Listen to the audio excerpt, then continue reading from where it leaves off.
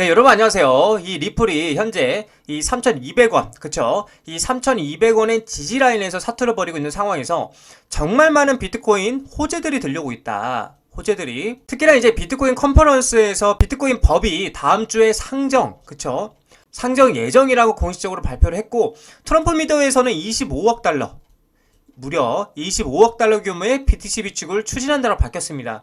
자, 그래서 이렇게 정말 좋은 소식들이 홍수처럼 쏟아지고 있는데 관련돼서 대응 방법과 어떠한 이슈들이 있는지 함께 살펴보도록 하겠습니다. 자, 뉴스를 보게 되시면 세계 최대 비트코인 컨퍼런스 비트코인 2025가 27일 미국 라스베가스에서 열렸었죠. 그래서 미국 이제 주요 인사들로 구성된 역대급 라인업이었다. 자, 그래서 비트코인 2025 참석을 밝힌 분들은 이제 벤스 부통령, 그리고 마이클 셀러, 신시아 루미스 의원, 데이비드 sak스, 그리고 파울로 아노이노 테너, 도널드 트럼프, 에릭 트루퍼 등이 이제 참여를 했었는데, 그래서 현장 분위기 또한 굉장히 뜨거웠다라는 얘기들이 들려왔는데, 자, 일단 루미스 미 상원 의원 같은 경우에는 비트코인을 전략적으로 비축을 해야 된다고 얘기를 하면서 국가 안보를 위한 필수 자산이다라고 얘기를 했습니다.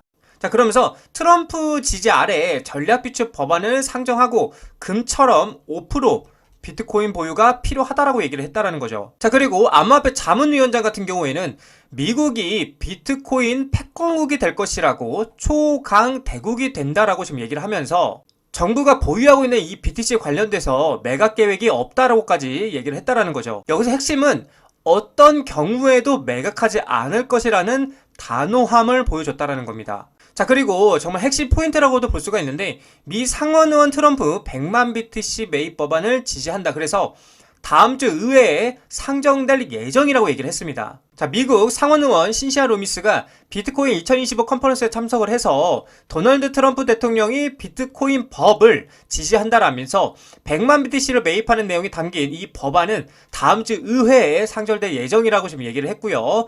비트코인 법은 루미스가 발의한 것으로 향후 4년간, 그쵸? 여기 나와 있죠. 정부가 총 100만 BTC를 매입한다는 것을 목표로 하고 있다는 겁니다. 물론 이제 다른 곳에서는 5년 동안이라는 얘기도 나오는데, 일단 이게 중요하든 저게 중요하든 100만 BTC를 매입한다는 게 중요한 포인트라고 보시면 되겠습니다. 자, 여러분들도 이렇게 보신 바와 같이 지금 이미 미국 정치권에서 대놓고 뭐라고 있습니까, 여러분들? 비트코인 바이를 외치고 있다라는 거예요. 이게 무슨 말이냐? 비트코인 롱을 외치고 있다는 거예요. 올라간다, 비트코인 롱. 비트코인의 상승 추세에 동의를 하고 있다라는 거예요.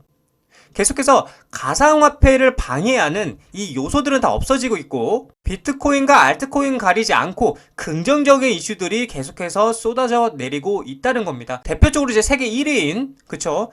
미국 정부 즉 트럼프와 트럼프 일가가 대놓고 비트코인을 지지하고 있다는 게 굉장히 중요한 포인트라는 거죠. 자, 그렇다 보니까 실제로도 트럼프 미디어에서 지금 25억 달러 규모의 BTC를 한다? 비축 추진한다로 지금 얘기가 나왔습니다. 사실 처음에는 이제 이게 소문일 뿐이라고 부인을 했었는데 결국에는 5월 27일자죠. 이때로 이제 공식 확인 발표가 나왔는데 내용을 보게 되면 이제 50개 기관 투자자가 참여하는 25억 달러 규모 사모 발행, 그쵸? 해서 10억 달러는 보통주 발행, 그리고 10억 달러는 전환사채 발행을 통해서 모금을 추진하며 조달액은 BTC 전략 비축안 설립에 사용될 예정이라고 얘기를 했습니다. 그래서 이 공모는 이제 오는 5월 29일에 마감이 될 예정이고, 여기서 중요한 포인트는 트럼프 미디어는 암호화폐를 우리 자산의 중요 부분으로 보유할 것이라고 언급을 하면서 추가적으로 비트코인은 자유의 상징으로 여기면서 이번 투자는 금융기관의 괴롭힘에서 회사를 회사를 보호하기 위한 것으로 밝혔는데, 자, 이 발언은 단순한 개인 투자의 차원이 아닙니다. 이 비트코인은 정치적 자산으로 인정하겠다는 신호라는 겁니다. 신호. 자, 근데 여기서 주목할 포인트는 당연히 이 리플인데, 그쵸? 당연히 이 리플이라고 볼 수가 있는데, 이 리플은 여러분들 이미 미국 내에서 법적 지위가 정리된 몇 안 되는 자산이다. 그쵸? 자산이고, 정치권이 디지털 자산을 포용하기 시작한 흐름에서 이 비트코인 다음으로 수면 위로 오를 가능성이 있는 대표 주자라고 볼 수가 있기 때문에 지금 이렇게 계속되는 이 BTC 즉 가상화폐 호재들은 리플의 크나큰 호재라는 걸 여러분들이 인지를 하셔야 된다는 걸 말씀드리고 싶습니다. 자, 이렇게 좋은 상황이 흘러가다 보니까 갈링하우스는 이러한 흐름이 암호화폐 시장을 제도적 자산군으로 정착시키는 결정적 계기다라고 평가를 하면서 낙관론을 더 붙이기는 요인은 당연히 현물 ETF에 대한 승인 가능성이 지금 폴리마켓에서는 83%까지 뭐 했다? 상승하고 있다는 걸 얘기하고 있는 겁니다. 사실상 승인이 될 확률이 굉장히 높다라는 거겠죠. 자, 그래서 우리는 이제 뭘 해야 되냐? 이 리플의 가치와 이 구조를 이해를 하고 믿으면서 계속해서 투자해 나가셔야 된다라고 좀 여러분들에게 말씀을 드리고 싶은 관점입니다.